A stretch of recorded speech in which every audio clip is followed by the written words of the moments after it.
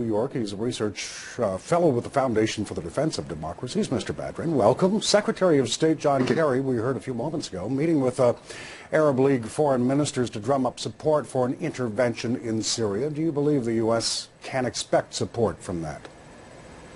I think they can expect support from certain countries, namely France, the Gulf Arab countries for sure. Turkey has also expressed support in terms of offering logistic support for any operation that might take place and so on. So I think it's not the problem is that very few people are convinced by kind of the lackluster case that the president, or the kind of the lack of enthusiasm or sense of urgency that the president is conveying in this, and I think that has played a part in kind of because nobody's certain what the United States really wants to do, which has, I think, affected the maintenance and creation of a serious coalition. So what is your gut feeling of what the United States wants to do? Well, I mean, you've just heard Secretary Kerry, and I mean, they are trying to cut things down the middle between, punishing the regime on this narrow issue of chemical weapons and trying to isolate this from the broader dynamic of the war.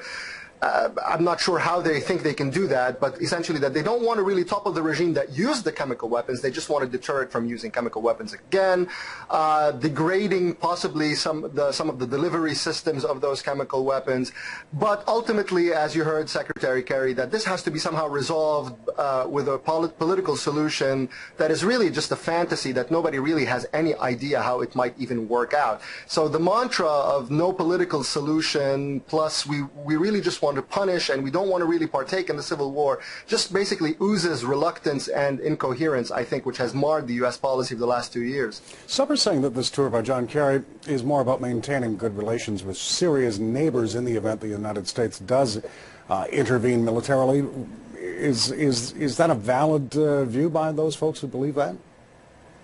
I mean, in terms of, if you mean Syria's neighbors as in U.S. allies such as Turkey and Israel and Jordan, all of these allies are actually urging us to make sure to take action because U.S. credibility in the region, especially vis-a-vis, a potentially nuclear Iran, is on the line. And that's kind of what I mean. The stakes are so high.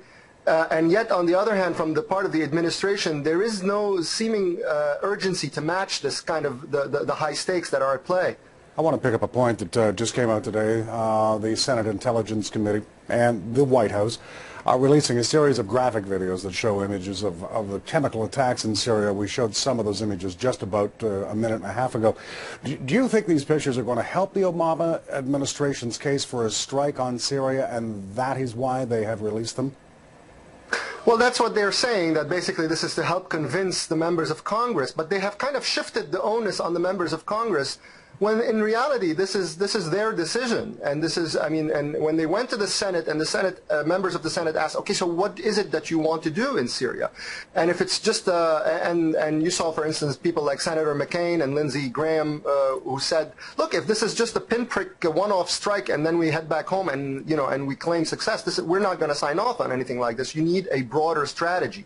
You need to articulate a broader strategy. So if this process with the Congress, although it probably was for political reasons by the Obama administration, however, if it does lead to the articulation of a broader strategy and the integration of whatever kind of strike within that broader strategy, which is what the resolution that was introduced in the Senate Foreign Affairs Committee calls for, then we may have something meaningful. However, at the G20, for instance, President Obama kind of was derisive with regard to those who are asking for more, for the U.S. to do more and such. So I'm not really sure yet exactly what it is that the Obama administration really wants to do. I guess we'll find out Tuesday in that televised address when he's going to be spelling out further what he hopes to achieve. Tony Badran, a research fellow with the Foundation for the Defense of Democracies.